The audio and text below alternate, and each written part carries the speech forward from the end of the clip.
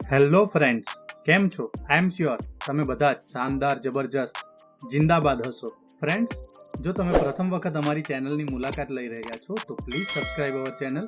અને હા, વિડીયો જોયા બાદ જો આપને વિડીયો ગમે તો બધાને કહેજો, અને વિડીયો જોયા બાદ આપને કંઈક કચાશ જણાય તો કોમેન્ટ બોક્સમાં મને કહેજો. હું ચોક્કસ આપની વિનંતીને વાચા આપીશ. ફ્રેન્ડ્સ, આજના ટોપિકની ચર્ચા કર્યા બાદ જો આપના મનમાં કંઈ પણ પ્રશ્ન હોય, કંઈ પણ મૂંઝવણ હોય તો કોમેન્ટ બોક્સમાં મને જણાવજો. હું ચોક્કસ આપના પ્રશ્ન, આપની મૂંઝવણને દૂર કરવાનો પ્રયત્ન કરીશ. સો ફ્રેન્ડ્સ, ચાલો આજના ટોપિકની ચર્ચા શરૂ કરીએ.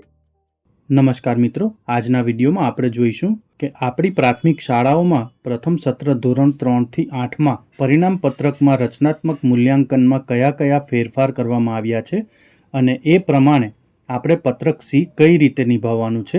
અહીં GCERT ગાંધીનગર દ્વારા 6 ઓક્ટોબર 2025ના રોજ એક પરિપત્ર કરવામાં આવ્યો છે. સૌથી પહેલા આપણે આ પરિપત્રનો અભ્યાસ કરીશું અને આ પરિપત્રના આધારે આપણે કઈ રીતે બાળકોનું મૂલ્યાંકન કરવાનું છે તે જોઈશું. અહીં તમે જોઈ શકો છો મિત્રો કે ધોરણ 3 થી 8માં પરિણામ પત્રકમાં રચનાત્મક મૂલ્યાંકનના ગુણ બાબતનો એક પરિપત્ર કરવામાં આવ્યો છે. અહીં પરિપત્રની શરૂઆતમાં આપણે જોઈએ તો સ્પષ્ટપણે જણાવવામાં આવ્યું છે કે ઉપરોક્ત વિષય અન્વયે સંદર્ભિત પ્રશ્નપત્રના ત્રિમાસિક કસોટીના મુદ્દા નંબર 11 અન્વયે ત્રિમાસિક કસોટી રચનાત્મક મૂલ્યાંકનનો ભાગ બની રહેશે. આ કસોટીના ગુણ રચનાત્મક મૂલ્યાંકન પત્રક એના ભાગરૂપે સત્રાંત વાર્ષિક પરીક્ષામાં ગણવાના રહેશે. એટલે કે આપણા બાળકોએ ત્રિમાસિક કસોટીમાં 40માંથી જે ગુણ મેળવ્યા છે તે જ ગુણ આપણે પત્રક સીમાં ડાયરેક્ટ બતાવવાના છે. એટલે કે પત્રક સીમાં આપણે આ ગુણ સીધા મૂકી દેવાના છે. અહીં આપણે એ પણ જાણવું જોઈએ કે જો પત્રક એના માર્ક આપણે ત્રિમાસિક કસોટી સાથે ફેરબદલ કરવા જઈ રહ્યા છે તો પત્રક એનું શું કરવું? અહીં આપણને પરિપત્રમાં એ પણ સ્પષ્ટ જણાવ્યું છે કે પત્રક સી એટલે કે પરિણામ પત્રકના પ્રશ્નપત્રમાં 40 ગુણ જે રચનાત્મક મૂલ્યાંકન અંતર્ગત મૂકવાના થાય છે તે સંદર્ભ દર્શિત પત્ર અન્વયે વિદ્યાર્થીઓ 40 ગુણની ત્રિમાસિક કસોટીમાં મેળવેલ ગુણ મૂકવાના રહેશે. અહીં મિત્રો આ વસ્તુ ખાસ ધ્યાનમાં રાખવી કે આ ઉપરાંત વિદ્યાર્થીના રચનાત્મક સતત મૂલ્યાંકન અંતર્ગત પત્રક એ પણ નિભાવવાનું રહેશે, પરંતુ તેના ગુણ પરિણામ પત્રકમાં ગણવાના રહેશે નહીં. એટલે કે અહીં આપણે એ વસ્તુ ખાસ ધ્યાન રાખવાની છે કે પત્રક એ આપણે શાળા કક્ષાએ નિભાવવાનું છે અને જે આપણે પત્રક એ શાળા કક્ષાએ નિભાવીએ છીએ તે જ આપણે સ્વિફ્ટ ચેટમાં ઓનલાઈન પણ કરવાનું છે. તો અહીં આ વસ્તુ ખાસ ધ્યાનમાં રાખવી કે આ પત્રક એ આપણે સ્વિફ્ટ ચેટ માટે નિભાવવાનું છે. ખાસ કરીને અહીં આ પત્રક એના માર્ક આપણે રચનાત્મક મૂલ્યાંકન એટલે કે પત્રક સીમાં દર્શાવવાના નથી. પત્રક સીમાં આપણે પત્રક એના સ્થાને ત્રિમાસિક કસોટીના 40 ગુણમાંથી આપણા વિદ્યાર્થીઓ જે ગુણ મેળવે તે ડાયરેક્ટ મૂકી દેવાના છે.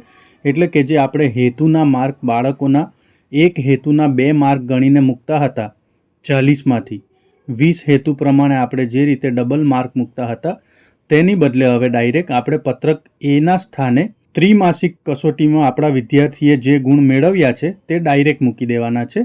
અને અહીં પરિપત્રના અંતમાં એ પણ દર્શાવ્યું છે કે ઉપરોક્ત ફેરફાર સિવાય પ્રથમ સત્ર માટે મૂલ્યાંકન અને ગુણાંકન પદ્ધતિમાં કોઈ ફેરફાર કરવામાં આવેલ નથી. તો આ એક લાઈન પણ આપણે ખાસ ધ્યાનમાં રાખવી કે ફક્ત આપણે પત્રક એના સ્થાને ત્રિમાસિક કસોટીના ગુણ જ મૂકવાના છે.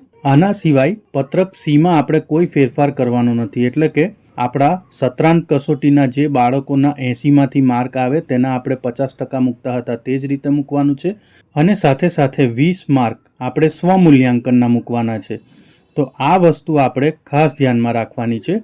સો ફ્રેન્ડ્સ, પત્રક એ અને રચનાત્મક મૂલ્યાંકન એટલે કે પત્રક સી માટે આટલા અપડેટ હતા. જો આ અંગે આપને કોઈ મૂંઝવણ હોય તો કમેન્ટ બોક્સમાં આપની મૂંઝવણ મને જણાવશો. હું ચોક્કસ આપના પ્રશ્નો દૂર કરવાનો પ્રયત્ન કરીશ. સો ફ્રેન્ડ્સ, હું આશા રાખું છું કે આજે જે માહિતી મેં આપને આપી તે આપને ગમી હશે. જો આપ ઈચ્છો છો કે હું બીજા પણ આવા ટોપિક પર વિડીયો બનાવતો રહું તો પ્લીઝ કમેન્ટ બોક્સમાં એ ટોપિકના ટાઇટલ મને જણાવજો. હું ચોક્કસ એ ટોપિક પર આપની સાથે ચર્ચા કરીશ. Thank you very much and best luck for your exams.